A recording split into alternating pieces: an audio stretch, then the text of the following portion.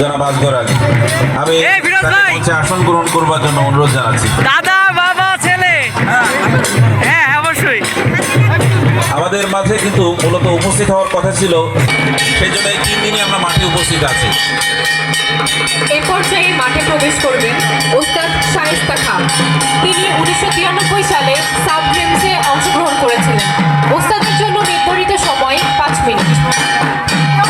এই ওস্তাদ শায়েস্তা খানকে এই যে বাবা ছেলে নাতি প্রজন্মের খেলা হবে, বাবা ছেলে নাতি। ওরে বাপরে, বিকট অবস্থা। শোট নিয়ে মাঠে প্রবেশ করেছে। এই শোট নিয়ে মারামারি একসময় গ্রামে চর দখল, ফসল কাটা, জমি দখল, জোরদারের লাঠিয়াল হওয়া, এরকম অনেক বিষয় থাকতো। কিন্তু এখন সেই জায়গা থেকে সবাই সরে এসেছে, সেই বিষয়গুলো খেলায় পরিণত করেছে এবং খেলাটি এখন শিল্পে পরিণত হয়েছে। ভয়ঙ্কর বিষয়, ধারালো অস্ত্র। এখন ধারালো অস্ত্র দিয়ে আঘাত করছে।